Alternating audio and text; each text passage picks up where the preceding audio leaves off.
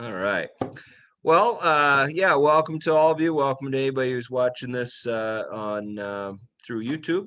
And so we're going to be continuing on in Genesis chapter 6, starting at verse 17. So chapter 6, verse 17, if you want to open up your Bibles.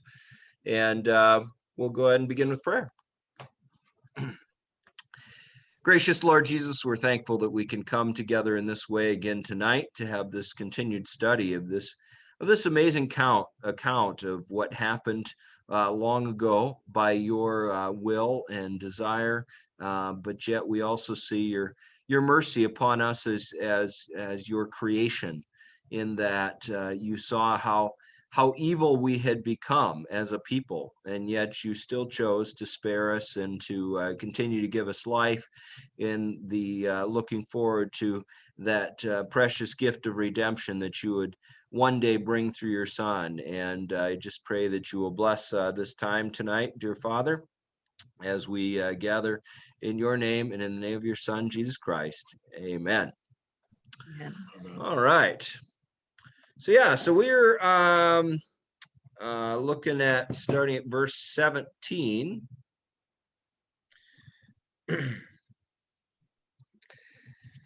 All right, so it says, "For behold, I will bring a flood of waters upon the earth to destroy all flesh, in which is the breath of life under heaven. Everything that is on the earth shall die. But I will establish my covenant with you, and you shall come into the ark, you and your sons and your wife, and your sons' wives with you. And of every living thing of all flesh you shall bring 2 of every sort into the ark, to keep them alive with you. They shall be male and female. Of the birds according to their kinds, of the animals according to their kinds, of every creeping thing of the ground according to its kinds, 2 of every sort shall come in to you to keep them alive. Also take with you every sort of food that is eaten, and store it up. It shall serve as food for you and for them. Noah did this. He did all that God commanded him." So we'll go ahead and stop there. All right. So verse 17. If you notice, like in my translation, the ESV, it has "for behold." Now that I don't know if maybe you guys have a different translation, whether it says it quite in that way. But that's one of the things I like about the ESV translation, is that whenever you run across that Hebrew word that means behold, or in the Greek behold, they actually translate it that way. And it's really this marker word that's saying, okay, what you're about to hear in the following verses is big, important, noteworthy news. Okay, it's always kind of that signal of listen up, this is a big deal, right? And so it's noteworthy that here in verse 17, "For behold, I will bring a flood of waters," or a deluge of waters, "upon the earth, to destroy all flesh, in which is the breath of life under heaven. Everything that is on earth shall die." Okay. So, it's interesting because, obviously the readers of this account as inspired to Moses would have understood what a flood was. Would Noah have understood at that time what God really meant by a flood?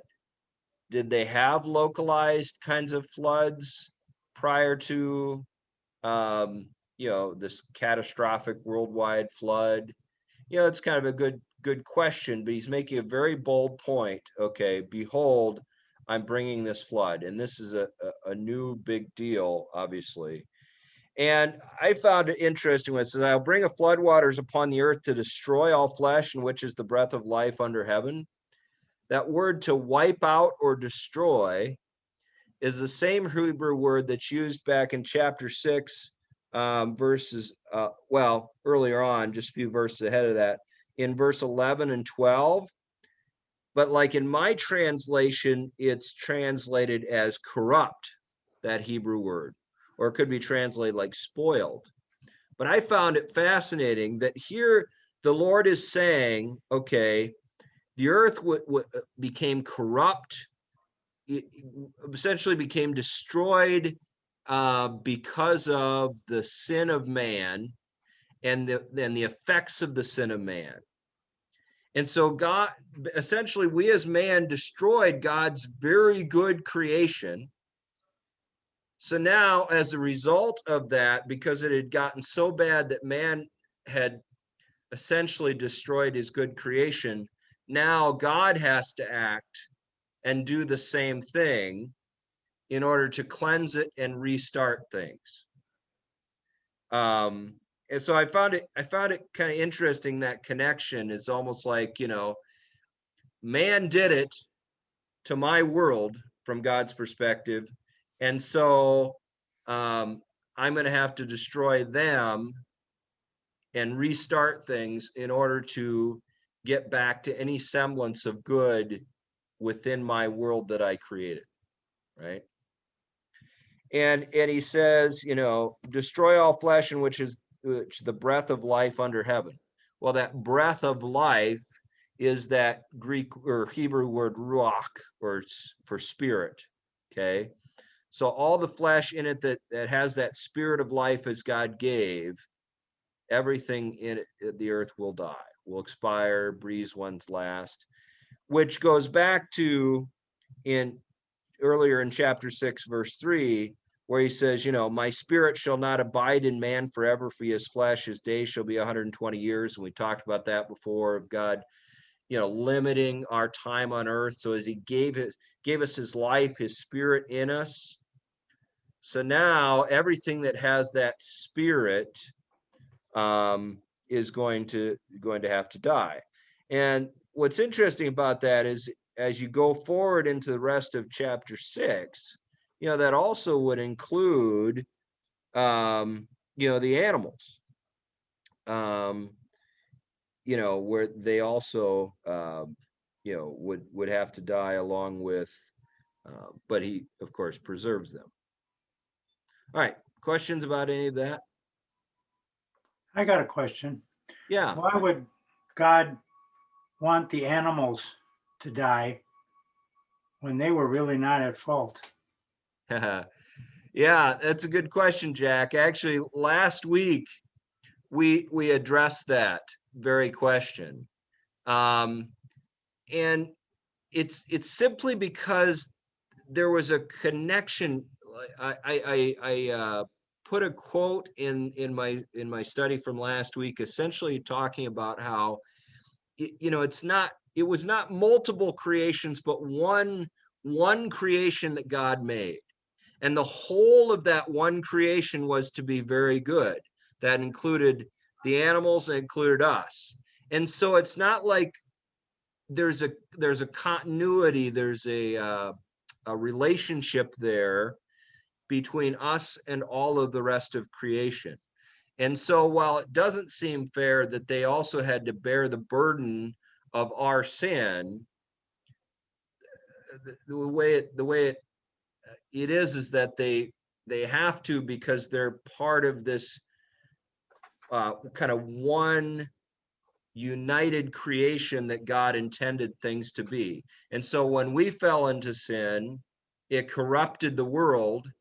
And the effect of the sin in us affects the animals, right? I mean, that we domineer over them. I mean, God gave us dominion over them, but it was not to be a harsh kind of dominion, right? It was to be a tending to, a living in harmony with. Mm-hmm. But now that sin came into us, that was broken. And so really it's God's choice, it's will, it's his sovereignty as far as why the animals also had to be wiped along with man. But I shared some verses last week about how all of creation seems to be connected and is groaning, as in the pains of childbirth, awaiting our adoption as sons, it talks about in Romans 8.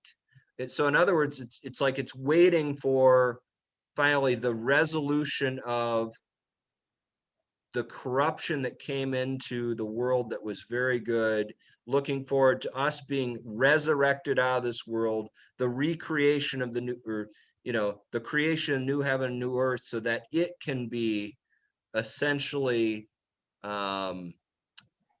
redeemed as well. I don't know if that's the right word, but that it can be freed. I guess it can be freed from the effects of sin along with us. I don't know. Did I answer that question well enough?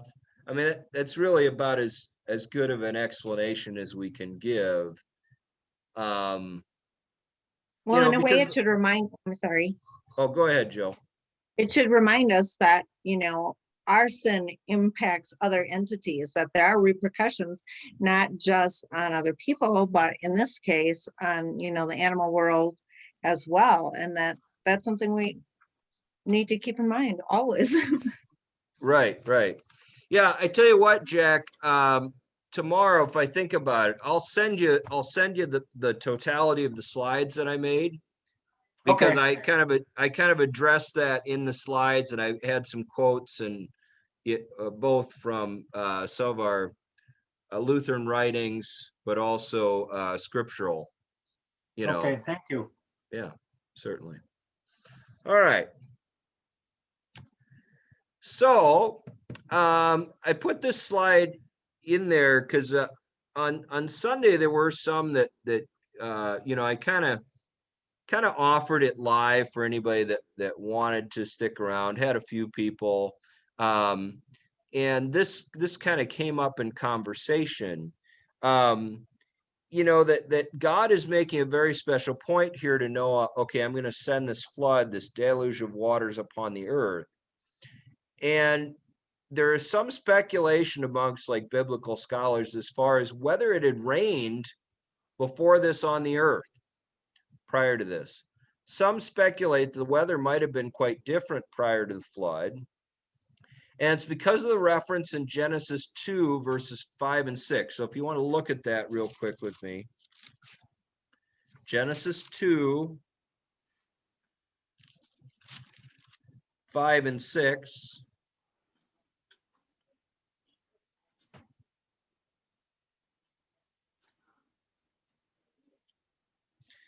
It says, when no bush of the field was yet in the land, and no small plant of the field had yet sprung up, for the Lord God had not caused it to rain on the land, and there was no man to work the ground. And a mist, or it could be kind of translated like a spring, was going up from the land and was watering the whole face of the ground. So, at this point in chapter 2 of Genesis, it's sort of the second account of creation, focusing in particularly upon the creation of day 6, right? And so he's saying even before God created man, and the plants really hadn't grown up yet as far as the bushes, the plants, and so on, God had not caused it to rain yet. And that there was this, whatever is being described here, some sort of mist, some sort of spring, that was feeding the plants where to help them grow before before God started it raining. And some read into this as far as, well, could it be, if that's the way it was, that this was the first instance of rain at the time of the flood? So this would have been, something completely new, unexpected for the people, right? But yet at the same time, in reading through it, it's really saying God did not cause it to rain, on the land until, there was no man to work the ground. That another way of reading it is, okay, it hadn't rained yet until God created man.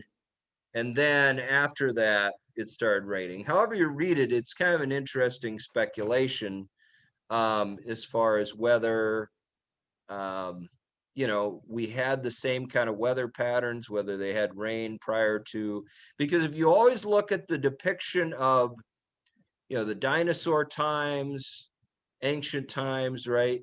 It's always this plush kind of perfect paradise kind of, picture of it, very green, very lush, very large plants. And usually, like if you see pictures, it's almost like there's kind of this fog or this kind of haze. Well, we'll get to this later on in Genesis, in the flood account, that talks about this canopy, okay, which is this Hebrew word essentially for like a tent, which is what opened up. It talks about the floodgates of heaven opened up, and that's when it started raining from above. And so that's why some speculate, was it almost like God had this kind of canopy over the earth to sort of create this perfect like greenhouse environment all over the world? And then the flood was essentially breaking that open, releasing the water that was above upon the earth. And then after the flood, we have kind of then the weather patterns that we do. Once again, it's only speculation, but it's kind of an interesting thought based off of that, however we interpret. And there was this mist that was going up from land and it was watering the whole face of the ground. So at least before the creation of man, what it's telling us is God was watering the plants, not from rain from above, but essentially from kind of mist from below, from springs, rivers that were flowing throughout the land. Questions about that?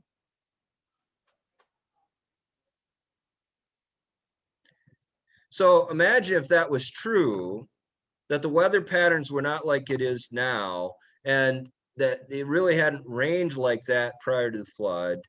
What a moment it would be when all of a sudden water started coming from the sky and then it didn't stop, right? Anyway, it's just kind of an interesting thought. All right. So moving on, verse 18, unless you guys had any thoughts or questions on that. All right. So then verse 18, but it says, and I will establish my covenant with you. And you shall come into the ark, you and your sons and your wife and your sons' wives with you.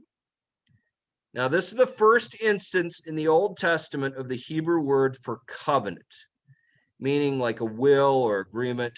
An agreement or establishing of oaths or obligations between two parties, almost like a treaty that would seal a relationship with promises of blessing for keeping the covenant and curses for breaking it. Is a word that literally means to cut, as it was typically sealed with a sacrifice, a covenant. Okay. So here, God is establishing, at least at the first instance of this word, the first covenant that he'd ever made with man. Okay. But think about it, prior to the fall, man would have just known the will of God. He would have revealed it to them, and they would have lived in a perfect covenantal relationship with one another. The fall happens. There's this breaking of this fracturing of the relationship between God and man. God now can no longer be in our presence like he was before walking in the garden, because now there's sin in us, okay? And sin cannot be in the presence of God. And so as a result, there's this breaking of the relationship, which ends up, in the seeing it in the worst way with Cain killing Abel, right? And then the depiction in early chapter 6 of how the wickedness of man had become so great that the thoughts of the people are only evil all the time. And so God now has to establish a new, well, really for the first time, this agreement between him and man going forward, okay? And of course, this is a covenant between him and Noah. And the obligation on the part of Noah is to enter the ark with his family, to do what he said, right? And it says, verse 19, I will establish my covenant with you, and you shall come into the ark, you and your sons, your sons' wives with you. And of every living thing of all flesh, you shall bring 2 of every sort into the ark to keep them alive with you. They shall be male and female. You know, that this was part of the agreement too. Noah, I'm telling you to build the ark, and I'm going to bring the animals to you, and I want you to put in, 2 of every kind, male and female. Okay. And the birds, according to their kinds, animals, the creeping things, which we believe that would be referring to like small animals, reptiles, that kind of thing, which it goes back to in chapter 6, verse 7, where it says, the Lord God said, I'll blot out man whom I've created from the face of the land, man and animals and creeping things and birds of the heavens, for I'm sorry that I have made them. Right? So he said, okay, I'm going to wipe them out. I'm sorry that I made them. But God uses all those same categories to say, but I'm not going to wipe them out completely. I'm also going to save them to be a part of the world with man. Because part of it too was God created the animals for us to have dominion over, to be essentially in a relationship with, in that we benefit from the animals, right? Of them being here on the earth. And it's after the flood where God then tells them, now you can eat meat. Where prior to that, you don't have that command. So part of the preserving of the animals too was to live with us on this earth, but also for our benefit as man.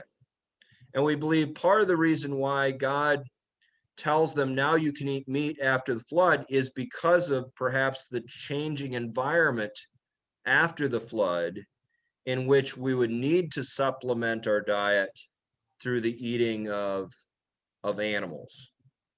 It's one of the theories anyway. All right, questions about any of that? No? All right.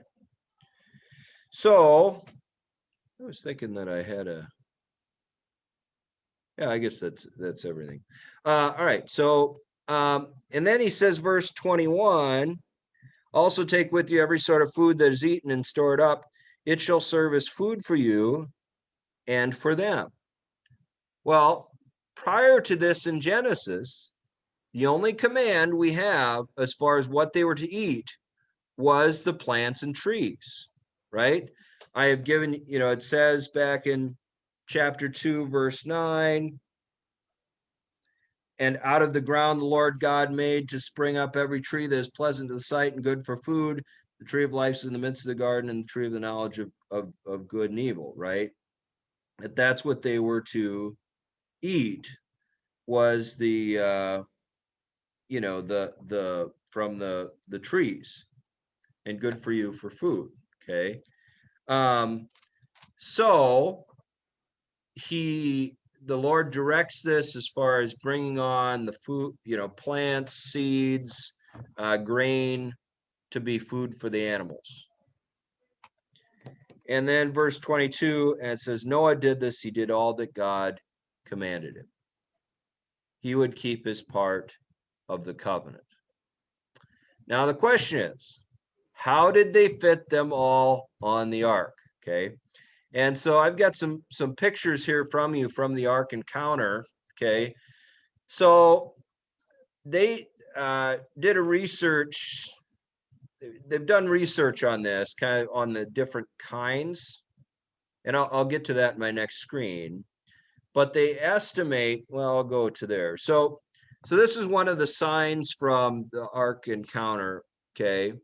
So according to their kinds, they said an animal kind, or baramim, from the Hebrew words for created in kind, is a group of related animals not related to any other animals. The study of created kinds is called baraminology. Studies that began in 2012 estimate that among land-dependent vertebrates, there are fewer than 1,400 known living and extinct kinds. Okay. So in other words, you know, by that same, so you got the dog kind, you have the cat kind, you have kind of the horse kind, right? And so on. So going back to my last slide then, oh, what happened? Oh, shoot. Okay, let me go back. So if they estimated that there was at the time of the flood, perhaps around 1,400 kinds. So you have two of every kind, right? So then you double that. And then you also had in chapter 7 talking about the clean animals, the extra clean animals that they had to take. And so their estimate, once again, you know, it's a guess. I mean, there's no way to really know for sure, I wouldn't think, that there were roughly 6,744 animals on the ark. Okay. And they kind of had this depiction of how they might have had like the crates and things like that for them all to stay in. Okay. And this particular sign here that you can see is kind of interesting because it goes into, you know, the fact that you would have had to have factored in the weight. Well, I mean, they wouldn't have. God just provided, but they kind of speculate on the weight within the ark. So in other words, they somehow estimated, you know, that there would be 322,400 total gallons of water needed essentially for a whole year's worth of water. Once again, I don't know how exactly they arrived at that number. But then they accounted for 95,100 gallons in storage vessels. So you also had to account for how are you going to store that water for these animals, right? And that's one of the interesting things. If you go to the Ark Encounter, you know, I have to commend them. I mean, they've given it a lot of thought as far as how it might have worked. Now, once again, do any of us know for sure? Absolutely not. But I found it interesting that they really had this kind of creative way that they came up with, given the, you know, the tools, the resources they had of that time, of how to capture the rainwater to make it sift down into these basically like very large clay jars that then they would have drawn out of to water the animals, right? So they kind of take some of that into account. Then they estimated about 400 tons of food, you know, various grains, seeds, nuts, fruits and vegetables, and so on. And then they estimate, once again, I don't know how they arrive at this stuff, that there were perhaps 15,000 food storage vessels on the ark. Okay. So then they calculated too, once again, I mean, the kind of thought that would have to go into this to kind of calculate this, that that number 85%, do you see that? I know it's kind of blurry. Talks about 85% of animals weighed 22 pounds or less, which you think about it, okay, yes, you've got the elephants, the giraffes, the hippos of the world, but there aren't that many of those really large animals. The majority of the animals that we have, you know, currently living on this earth are not terribly big when you stop and think about it. Now, of course, they would argue, and you know, I would agree. We have the fossil records that dinosaurs or dinosaur-like creatures once existed. We know that, right? So if they were on this earth, we have to say biblically they are a creation of God, right? Now the question is, what happened to them? I mean, that's really a mystery. But if they were still alive at the time of the flood, they also would have been two of those, you know, those pairs that would have been put on the flood. Now, what's interesting, or on the ark, What's interesting to me, the videos I've watched on this, the Ark Encounter and so on, we tend to think of these really huge dinosaurs, right? And so that's one of the things skeptics of the Bible would point out, oh, how could they possibly have, all these brontosauruses and T-Rexes and so on and so forth, right? But what would be the kinds of animals that God would bring to the ark? He's not going to probably bring full-sized adult dinosaurs or elephants or whatever, right? He's probably going to lead those who are adolescents, right? That are smaller, that are younger. Why? Because they get off the ark and they can start reproducing and they have a longer, more life to reproduce, to repopulate the earth. So was he putting on there a big bull elephant full grown? Probably not. He's putting on there a young adolescent, pair of elephants or a pair of dinosaurs or whatever else, right? And that's one of the things that can be kind of deceiving from things that I've read, how some of these scientists that are paleontologists and so on, they'll find these different size bones of dinosaurs and they'll say, oh, this is a different species. Well, it might be, or it might be that what they found was a younger adolescent dinosaur that's just simply smaller than an adult one. So it's the same species, it's just smaller, right? Because they found a young one that died or whatever else, right? So that's one of the things to kind of take into account when you're thinking about all these animals getting on the ark, is that they probably aren't taking full-grown giraffes, full-grown elephants, hippos, and the like. So that would save on how big a crates they would need, and the weight and the whole thing. Questions, comments on any of that? I know there was a lot to kind of take in.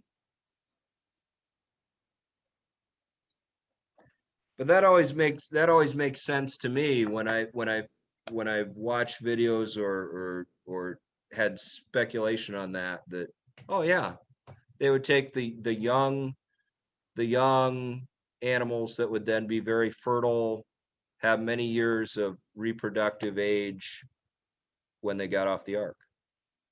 So anyway, so that's just kind of Pastor, yes, go ahead. what does the shark represent there? They said 0%. Is that fish or is it Yeah, sharks particularly? so there's no mention. Yeah, there's no mention of the marine animals, the fish or Right. anything like that having to be on the ark. It's only the land animals and the birds. So in other words, obviously the sea is just filled with so many different kinds of fish and so on. If you got to take them all into account being on the ark too, and then how do you house them in aquariums and so on?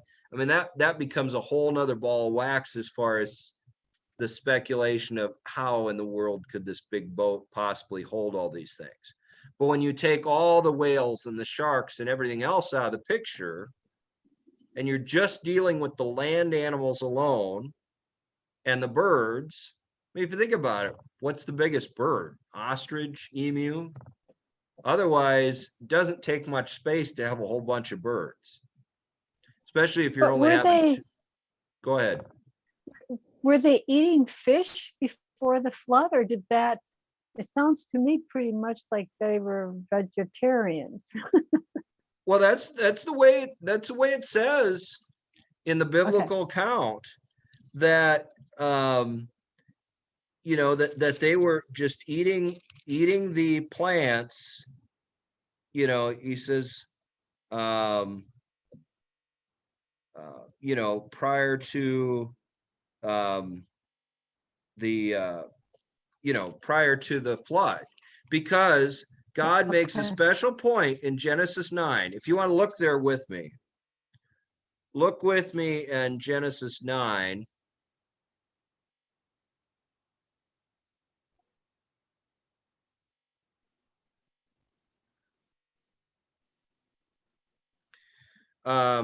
Starting at verse 1, it says, and God blessed Noah and his sons and said to them, be fruitful and multiply and fill the earth. The fear of you and the dread of you shall be upon every beast of the earth and upon every bird of the heavens, upon everything that creeps in the ground and all the fish of the sea. Into your hand they are delivered. Every moving thing that lives shall be food for you. And as I gave you the green plants, I give you everything. So it's interesting to me that he mentions that Fisher is mentioned in chapter 9, but not mentioned previously right, anywhere in the account. Okay. right. So because we believe God, we were meant to live in harmony with the animals. But then sin corrupted us, and I'm sure then we domineered. That's the question. Did we take the life of animals prior to the flood, even though that would not have been God's will? Right? For us prior to that. But I do find it very interesting that God makes the special point here after Noah gets off the flood to say to him, now you can't eat the animals and eat meat. Just as I gave you the green plants for food, so I give you the animals. So in other words,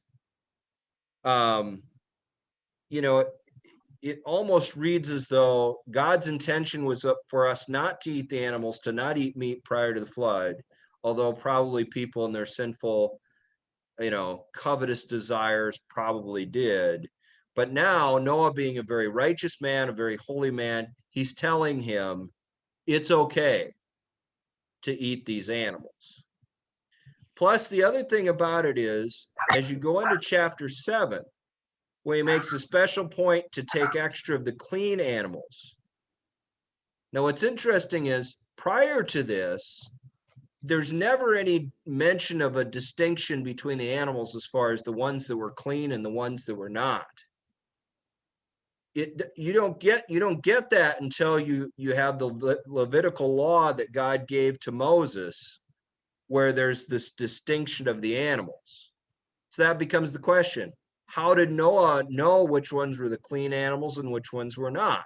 Well, the Lord would have directed that. So we believe it's almost like God gave his law, or he must have revealed it to Noah, that part of his law, before he gave it to Moses many years later, so that he would know which ones were the clean and the unclean animals. But yeah, I mean, you think about it, I mean, how much healthier would we all be? I know we covered this before, if we were just all vegetarians. Now, granted, we also know that there's important protein and things we get from the animals and so on. I couldn't imagine going through life without eating meat.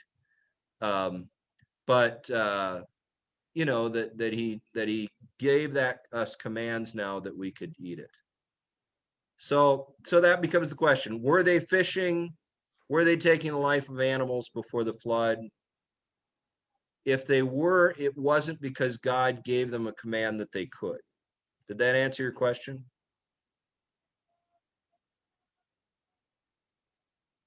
Melissa? Are you still with me? I talked too long. Yeah. The dogs were barking. I had to mute myself. Yes, that answered my question. Okay. All right. Good. I know. Sometimes I feel like I can go on, and it's like, am I just rambling after a while? All right. So, Well, that's and then the best this part is when you ramble. well, good. I'm glad you feel that way. All right. So then this is another part of that wall that I took a picture of.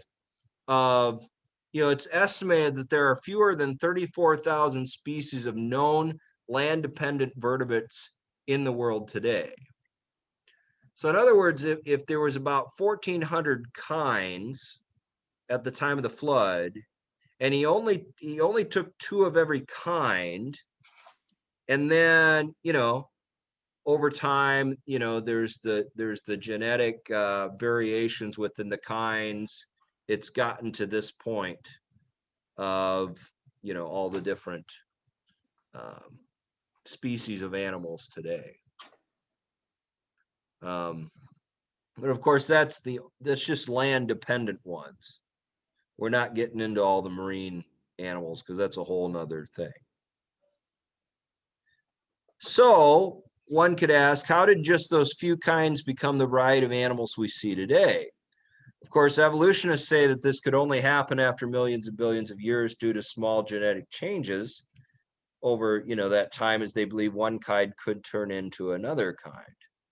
Like this is something I pulled off of the livescience.com website. And it's just always has fascinated me that if I'm reading this correctly, like this is a depiction from evolutionists as far as going clear from a whale all the way to whatever that kind of tiger-like animal is. I mean, that's a real stretch to me. Yep, for obvious reasons. As far as, that kind of change. Because every creature, I mean, that's what I'm always amazed by when I go to a zoo.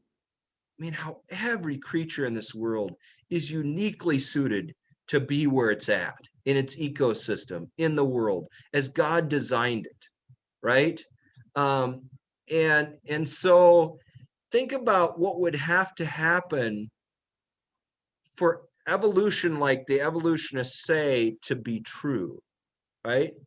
Like, if you ever thought about this, I don't know that I'd really thought about this whole thing until I was watching this creation science video. Think about it. Let's say the whole we came from apes thing is true, right? Let's just speculate for a second. Okay, not only would everything have to go right as far as all the right conditions for this genetic mutation to happen for an ape to turn into a man, but you'd also have to have both a male ape and a female ape for that mutation to happen at the same time, for there to now be a male human and a female human to now be at the same age at the exact same time to replicate themselves, right? You ever thought about that? So it's one thing to say, okay, an ape turned into a man, but did that male ape turn into a gender neutral man? And then somehow that man mutated into a woman, right? Or did we come from a female ape and she somehow mutated it? You see the problem with this? You see the fallacy in it all? Like, these are the kind of questions that they don't answer, do they? They just, they just tell you, oh, we came from apes. Well, how did that work exactly? See? Where our biblical account makes a whole lot more sense, right? If God created us uniquely male and female to be able to mutually live with each other for a purpose of procreation, that makes sense, right? And that he created each animal uniquely suited to do that. And that's what's always amazing to me, right? How every animal has its own like mating ritual. It's got its own reproductive organs, right? To be able to reproduce itself. Like, how does that work in evolution? Okay, so you have some fish that magically kind of turns into this animal that grows legs. Well, okay, does it turn into some gender neutral thing first? And then eventually it branches off into having different sexes? See the problem with it? Right? So here's another depiction that I found on the internet. So this is essentially going from the ooze of nothingness, right? In the sea or whatever they would determine where life began, right?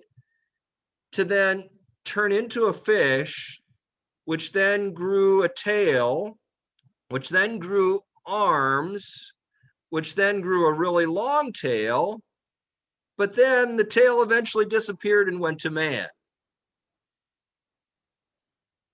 Now think about that, right? We've all, I mean, gee whiz, every single fish is so unique. Every you know, bird is so unique. You're telling me those all came from something else? I just cannot, I cannot believe that.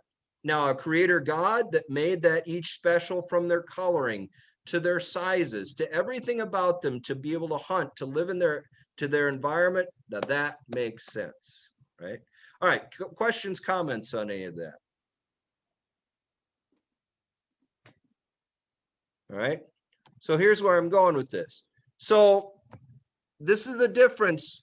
We as Christians can believe in how God created the kinds, and that he could create kinds to be able to, you know, genetically change, for there be variations within kinds, to be able to create, you know, all the versions of dogs that we have today, all the different versions of cats and so on. We can believe in what's something called microevolution, as God created us with that ability within our genetics to be able to crossbreed, there be adaptions. That's different than microevolution of one kind turning into another, right? Because we can see genetic mutations and changes within species, within kinds, right? Lions and tigers can mate, ligers. The variety of the dog kinds, zebras and donkeys, zonkies, zebras and horse, there can be crossbreeding within species, right? We know viruses can kind of adapt and change. There can be changes in animals seasonally, right? Where all of a sudden they shed their winter coat, or their coat changes color depending upon the year. I remember reading about some sort of, was it a finch or something like that, where it's actually its beak gets longer or something in the like winter time, like somehow it sort of like grows for seasonally and so on. You know, just little changes like that to be able to adapt to their environment, which God would have put in them to now be able to leave the ark and live in this new kind of environment in the post-flood world. Like for instance, let me read for you out of this. So this is one of the books that they have that you could buy at the Ark Encounter, where it has all the different signs that you could read throughout the museum, right? And they've put it all in a book, so you could, you know, I didn't have to take pictures of every single one of them. But there's one that talks about, you know, imagine stepping off of the ark into a world wiped clean by the flood.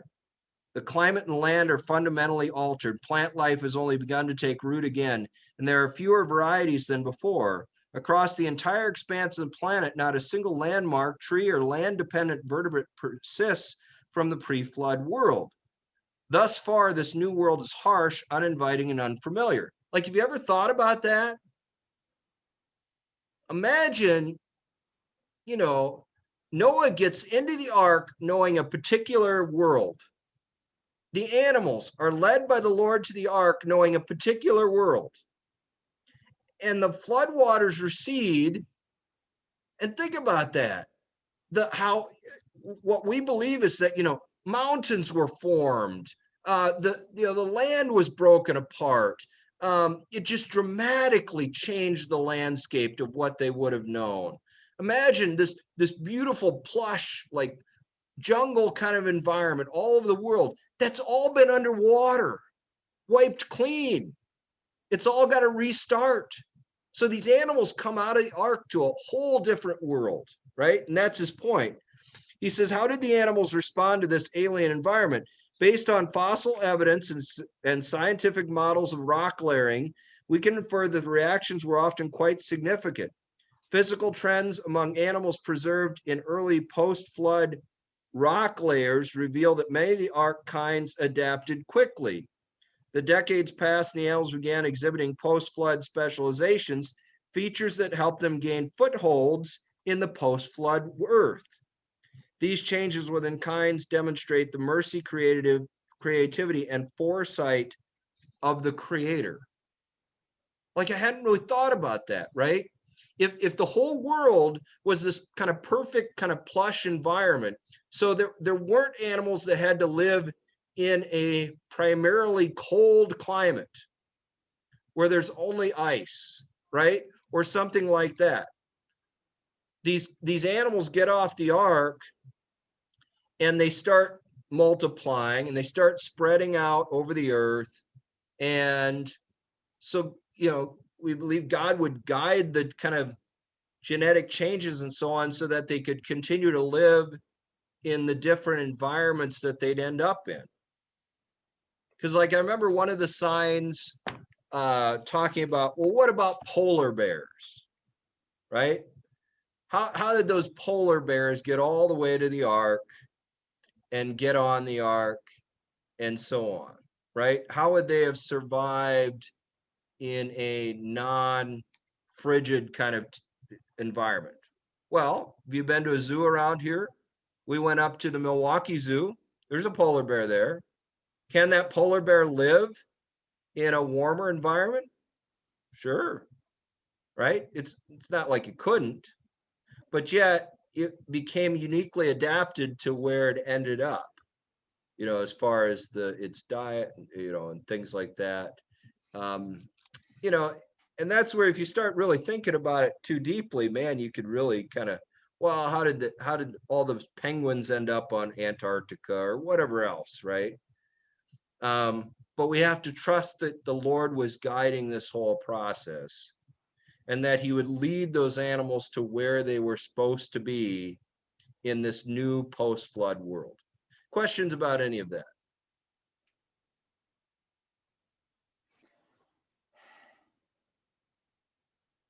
I know it's kind of a lot to take in and process.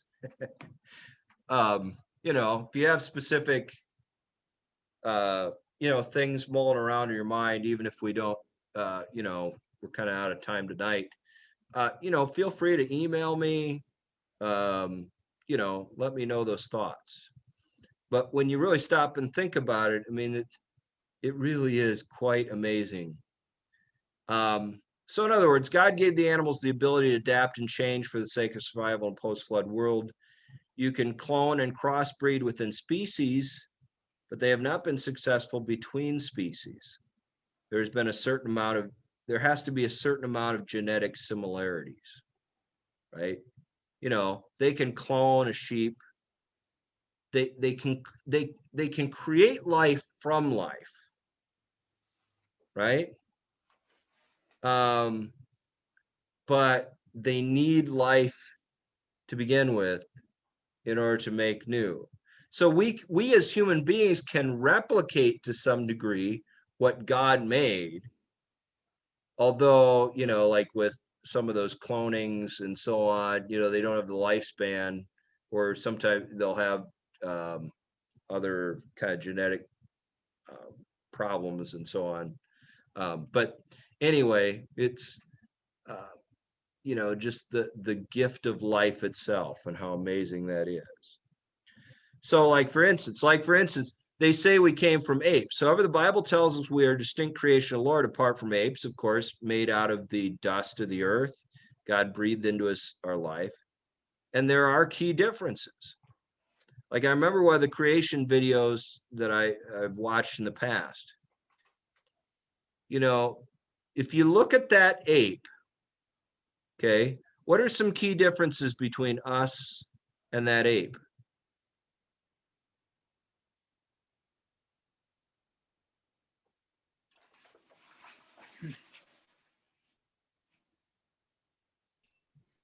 Opposing thumb on the tall foot. Okay, opposing thumb, yeah.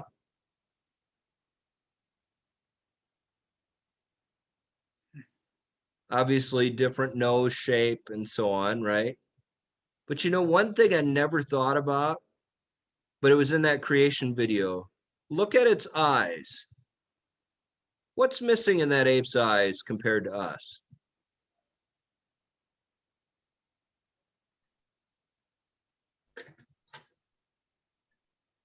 There are no whites in its eyes, are there? If you look at the pictures of apes, gorillas, and so on, they don't have whites in their eyes like we do. Now, what I found fascinating is in that creation video that I was watching, like in Planet of the Apes and so on, or in some of these like evolution sites and so on, they will put whites in the eyes of the apes, even though apes do not have whites in their eyes, to make them look more human, but they don't actually have. So, that would have to be a key change that would happen in the evolutionary process for us to become from an ape to a human. And it might seem like a small thing, but yet it's a key difference, right? Little things like that. I don't know if you've ever really thought about. So, these are things that are kind of important for us. If you're in conversations with people along those lines, you can kind of point out. Okay, so I'm going to stop there for tonight. Let you guys go. It's getting kind of late.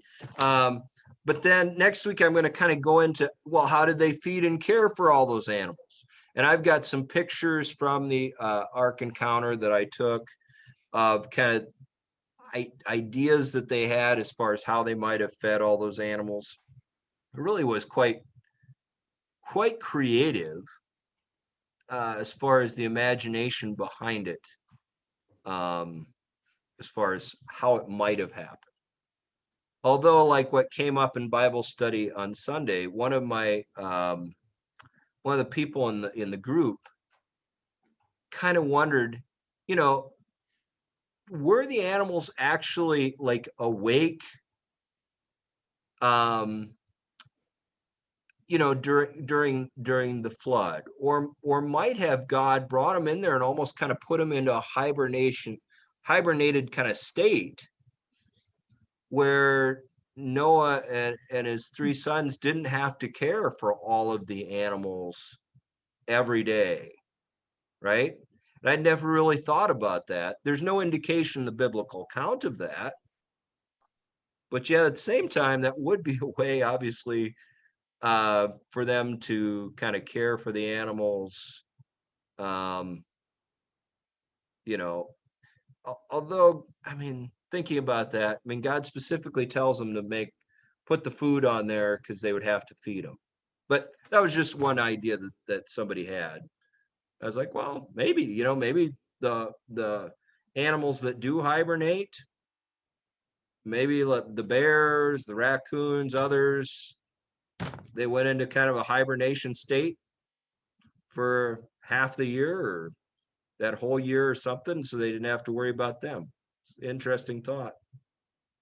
All right, well, I will let you go for tonight unless anybody has any final comments, questions.